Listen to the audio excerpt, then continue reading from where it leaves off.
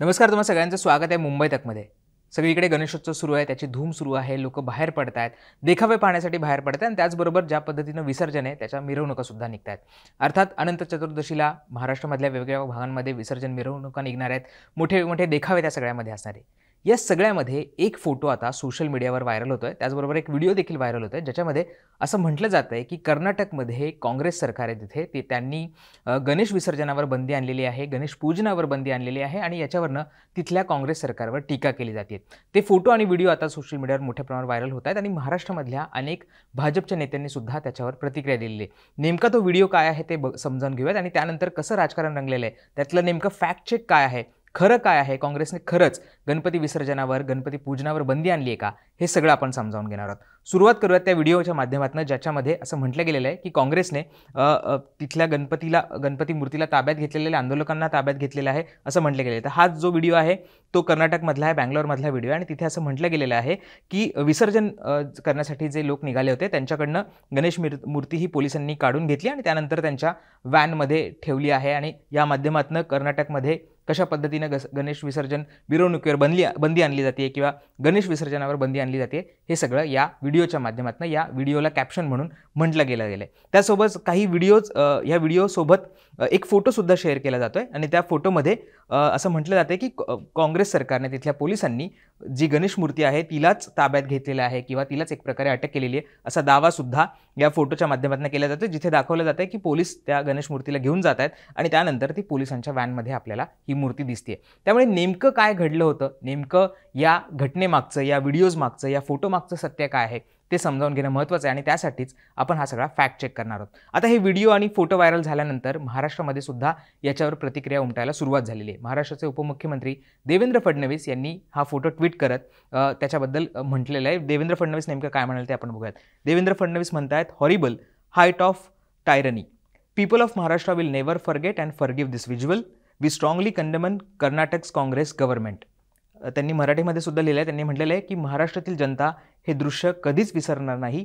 कर्नाटक सरकारचा तीव्र निषेध, बाप्पा विरोधी काँग्रेस, अँटी गणेश काँग्रेस असे हॅशटॅग त्यांनी दिलेले आहे आणि हॅशटॅग कर्नाटका काँग्रेस असं सुद्धा त्यांनी म्हटलेलं आहे आणि आपण मगाशी तो फोटो बघितला तो देवेंद्र फडणवीस यांनी या ट्विटसोबत शेअर केलेला आहे। त्याचबरोबर निलेश राणे यांनी सुद्धा एक ट्विट केलेलं आहे आणि त्यांनी सुद्धा अशाच पद्धतीची टीका केलेली आहे। त्यांनी म्हटलेलं आहे की ज्या हरामखोरांनी आमच्या गणपती विसर्जनाच्या रॅलीवर दगडफेक केली त्यांना अटक न करता उलट काँग्रेस शासित कर्नाटक पोलिसांनी आमच्या गणरायाला पोलीस व्हॅनमध्ये बसवलं, हे बघून जर हिंदूंना चीड आली नाही तर मग कठीण आहे। हा बांगलादेश नाही तर काँग्रेस शासित कर्नाटक आहे, हिंदूंनो जागे व्हा, काँग्रेसला देशातून तडीपार करा असं निलेश राणेंनी त्यांच्या ट्विटमध्ये म्हटलेलं आहे। आता त्यांच्या ट्विटमध्ये त्यांनी जो संदर्भ दिला आहे त्याच्याबद्दल आपण या व्हिडिओमध्ये पुढे बोलणार आहोत। तो म्हणजे त्यांनी असं म्हटलेलं आहे की गणपती विसर्जनाच्या रॅलीवर दगडफेक केली त्यांना अटक न करता काँग्रेस शासित कर्नाटक पोलिसांनी आमच्या गणरायाला पोलीस व्हॅनमध्ये बसवले। त्यांचं असं म्हणणं आहे की ज्यांनी दगडफेक केली रॅलीवर त्यांना अटक केली नाही, मात्र त्या जे व्हॅनमध्ये त्या गणेशाच्या मूर्तीला ते घेऊन गेलेले आहे। यानंतर या सगळ्या प्रतिक्रियांनंतर एकीकडे देवेंद्र फडणवीस बोलत आहेत, निलेश राणे बोलत आहेत, आणखी काही सोशल मीडियावर असणारे व्यक्ती आहेत ते या सगळ्या फोटोवर व्हिडिओजवर प्रतिक्रिया देतात। या सगळ्यावर काँग्रेसचे प्रदेशाध्यक्ष नाना पटोले यांनी क्लॅरिफिकेशन दिलेलं आहे, त्यांनी प्रतिक्रिया दिलेली आहे। आता नाना पटोले नेमकं काय म्हणाले ते आपण आधी समजावून घेऊयात। नाना पटोले या सगळ्या प्रकरणावर म्हणतायत की राज्याचे मुख्यमंत्री आणि उपमुख्यमंत्री देवेंद्र फडणवीस कर्नाटकातील एका घटनेबद्दल खोटी माहिती पसरवून सणासुदीच्या काळात राज्यात धार्मिक तेढ निर्माण करण्याचा प्रयत्न करतात। खरं तर देवेंद्र फडणवीस यांचं ट्विट आहे आणि त्याचबरोबर एकनाथ शिंदे यांनी सुद्धा एक प्रतिक्रिया दिलेली, काल ते एका कार्यक्रमामध्ये होते त्यानंतर त्यांनी प्रतिक्रिया दिली, त्यांनी सुद्धा कर्नाटक सरकारबद्दल निषेध व्यक्त केलेला आहे। त्याचाच संदर्भ इथे नाना पटोले देतात। पुढे ते म्हणतात की भाजप आणि महायुती फेक नॅरेटिव्ह बनवण्याचा प्रयत्न करत आहे। अगोदर राहुलजी गांधी यांच्याबद्दल स्वतःचे फेक न्यूज पसरवून आंदोलन करत होते, आता कर्नाटकातील एका घटनेबद्दल खोटी माहिती देऊन फेक न्यूज पसरवून राज्यात धार्मिक तेढ निर्माण करण्याचा प्रयत्न करतात। पण राज्यातील सुज्ञ जनता यांचा डाव यशस्वी होऊ देणार नाही, जनतेला यांचा खरा चेहरा माहीत आहे असं म्हणत त्यांनी खरं तर आज तकची एक फॅक्ट चेकची लिंक सुद्धा शेअर केलेली आहे, त्याच्याबद्दल आपण व्हिडिओच्या मध्ये पुढे बोलणार आहोत। तर नाना पटोलेने त्यांनी हे सगळं त्यांचंच क्लॅरिफिकेशन दिलेलं आहे आणि त्यांचं असं म्हणणं आहे की भाजप असेल किंवा मुख्यमंत्री एकनाथ शिंदे असतील हे फेक नेरेटिव्ह पसरवतात आणि याआधी सुद्धा त्यांनी राहुल गांधींच्या भाषणांबद्दल फेक नेरेटिव्ह पसरवलं होतं आणि आता हे फोटो शेअर करून किंवा या घटनेबद्दल खोटी माहिती देऊन एक फेक न्यूज पसरवून राज्यात धार्मिक तेढ निर्माण करण्याचा प्रयत्न करतात असं आता नाना पटोले म्हणतायत। आता नेमकं तुम्हालाही उत्सुकता असेल की नेमकं काय घडलंय कर्नाटकमध्ये. खरंच जे गणपती विसर्जन करण्यासाठी लोक निघाले होते त्यांना पोलिसांनी ताब्यात घेतलंय का? जे विसर्जनासाठी जी मूर्ती चालली होती तिला ताब्यात घेतलंय का? पोलिसांनी तिला व्हॅनमध्ये ठेवलंय का? या सगळ्याबद्दल प्रश्न निर्माण झालेले आणि नेमकं कर्नाटकामध्ये काय घडलं होतं याच्याबद्दल लोकांना सुद्धा अनेक प्रश्न पडलेले आहेत. याच व्हिडिओमध्ये आपण आता फॅक्ट चेक करणार आहोत की नेमकं कर्नाटकामध्ये काय घडलं होतं. या सगळ्या घटनेची पार्श्वभूमी समजावून घेणं अत्यंत महत्त्वाचं आहे. ते म्हणजे 11 तारखेला कर्नाटकमधल्या मांड्या हा जो जिल्हा आहे त्याच्यामध्ये एक रॅली निघाली होती, गणेश विसर्जन मिरवणूक निघाली होती.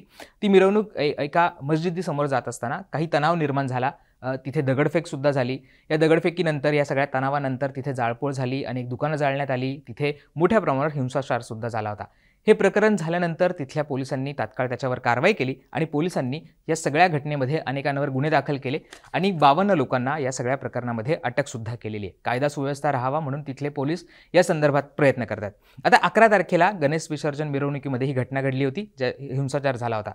या घटनेचा निषेध करण्यासाठी 13 सप्टेंबरला म्हणजे 11 तारखेला ती घटना घडली आणि त्याचा निषेध करण्यासाठी 13 सप्टेंबरला बँगलोरमधल्या जो टाउन हॉल आहे तिथे काही आंदोलक जमले होते. त्या आंदोलकांनी तिथे आंदोलन केलं. त्या आंदोलकांना पोलिसांनी ताब्यात घेतलं. पोलिसांचं असं म्हणणं आहे की जो टाउन हॉल आहे, जो परिसर आहे बँगलोरमधला, तिथे आंदोलन करण्यासाठी परवानगी नाही आहे आणि जे आंदोलक आंदोलन करत होते त्यांच्याकडे कुठलीही आंदोलन करण्यासाठीची परवानगी नव्हती. तिथल्या काही आंदोलकांना पोलिसांनी सुरुवातीला ताब्यात घेतलं.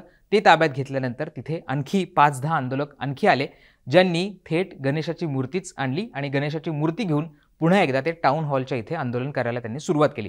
पोलिसांचं असं म्हणणं आहे, पोलिसांचं असं वर्जन आहे की टाउन हॉल जो भाग आहे तिथे कोणालाही आंदोलन करायची परवानगी नाही आहे. आम्ही आंदोलकांना ताब्यात घेतले असताना काही आंदोलक हे पुन्हा एकदा गणेशाची मूर्ती घेऊन तिथे आले आणि पुन्हा एकदा आंदोलन करायला लागले आणि म्हणून आम्ही त्या आंदोलकांना ताब्यात घेतलं आणि त्याचबरोबर त्यांच्यासोबत जी गणेशाची मूर्ती होती तिलासुद्धा आम्ही आमच्याकडे घेतलं, कारण तिथे तिची नासधूस होऊ नये, तिची विटंबना होऊ नये म्हणून ती मूर्ती आम्ही ताब्यात घेतली आणि त्यानंतर ती मूर्ती सुरक्षितपणे व्हॅनमध्ये ठेवली, असं पोलिसांचं म्हणणं आहे, पोलिसांचं वर्जन आहे. त्यामुळे जो व्हिडिओ आपण सुरुवातीला बघितला जिथे आपल्याला दिसतंय की पोलीस त्या मूर्तीला घेऊन जात आहेत आणि पोलीस त्या व्हॅनमध्ये त्या मूर्तीला ठेवत आहेत. तर पोलिसांचं असं म्हणणं आहे की आम्ही कुठलंही गणेश विसर्जनाला रोख आणलेली नाही आहे किंवा कर्नाटक सरकारने कुठेही गणेश विसर्जनाला रोख आणलेली नाही आहे, परंतु टाउन हॉल इथं मध्ये जे आंदोलन सुरू होतं ज्याच्यामध्ये आंदोलकांनी गणेश मूर्ती आणली, तिथल्या आंदोलकांना आम्ही ताब्यात घेतलं आणि गणेश मूर्तीचं विटंबना होऊ नये किंवा तिला काही होऊ नये म्हणून आम्ही तिला सुरक्षितपणे त्या आंदोलकांकडनं ती घेतली आणि आम्ही ती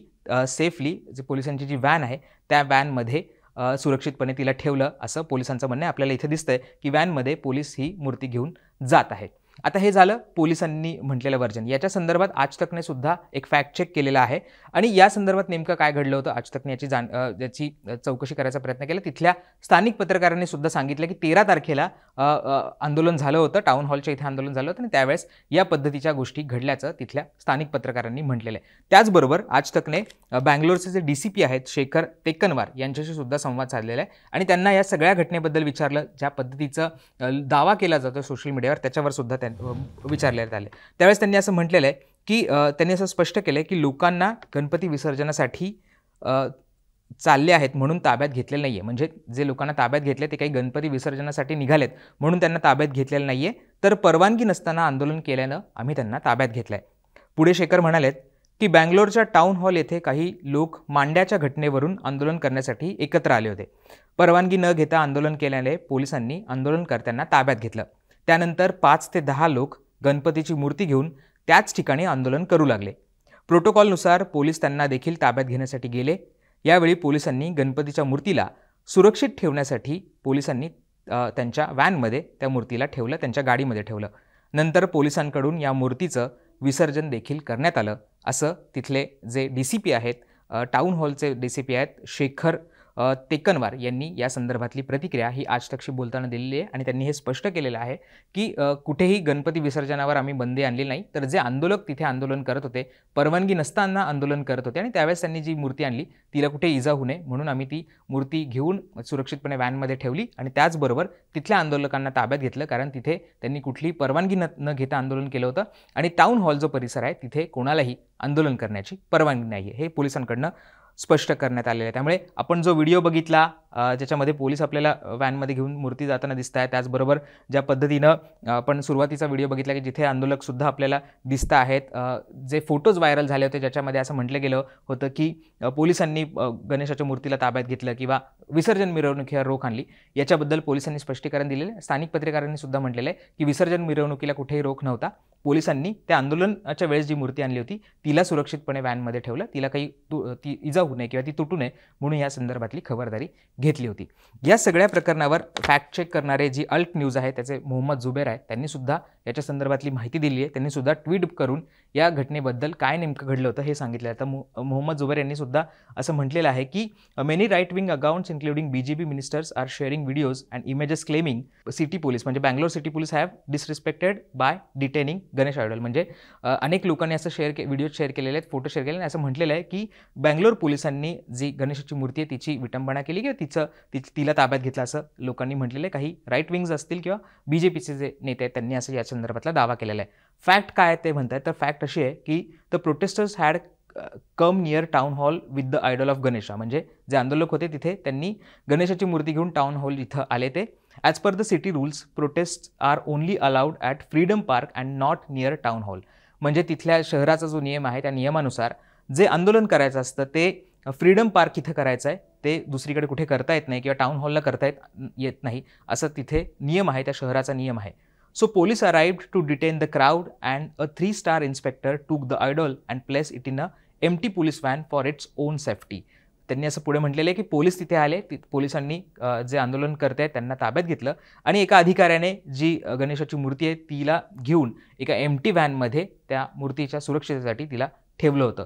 letter the police officer moved it to a police jeep and later police did विसर्जन. म्हणजे त्यानंतर पोलिसांनी पोलीस जीपमध्ये ती मूर्ती घेऊन गेले आणि त्यानंतर त्यांनी विधिवत त्याचं विसर्जनसुद्धा केलं असा सुद्धा दावा मोहम्मद जुबेर यांनी सुद्धा त्यांच्या ट्विटमध्ये केलेला आहे आणि फॅक्ट ही आहे असं सुद्धा त्यांनी स्पष्ट केलेलं आहे. त्यामुळे आज तकने जे फॅक्ट चेक केलं, मुंबई तकने जे फॅक्ट चेक केलं त्याच्यामध्ये हे स्पष्ट झालेलं आहे की कुठल्याही पद्धतीनं काँग्रेस गव्हर्नमेंटने तिथल्या बँगलोरमधल्या पोलिसांनी किंवा कर्नाटकमधल्या काँग्रेस सरकारने कुठेही गणेश विसर्जनावर बॅन आणलेलं नाही आहे किंवा कुठेही अशा पद्धतीनं जे विसर्जन करण्यासाठी निघाले होते लोक त्यांना ताब्यात घेतलेलं नाही आहे. तर ज्या पद्धतीनं आंदोलन करत होते लोक, जे मांड्यामध्ये घटना घडली होती त्याच्या निषेधार्थ जे आंदोलन केलं जात होतं तिथल्या लोकांना ताब्यात घेतलेले आहे आणि त्यावेळेस जे आंदोलन करताना जी गणेश मूर्ती आणली तिच्या सेफ्टीसाठी तिला घेऊन जीपमध्ये ठेवण्यात आलं आणि त्यानंतर विधिवतीचं विसर्जन देखील करण्यात आलेलं. त्यामुळे जो दावा सोशल मीडियावर केला जातोय, जे व्हिडिओ शेअर करून म्हटलं जात आहे त्याच्यामध्ये कुठलंही तथ्य नाही आहे किंवा तिथल्या कर्नाटक सरकारने कुठेही गणेश विसर्जनावर बंदी आणली आहे त्याच्यामध्ये कुठलंही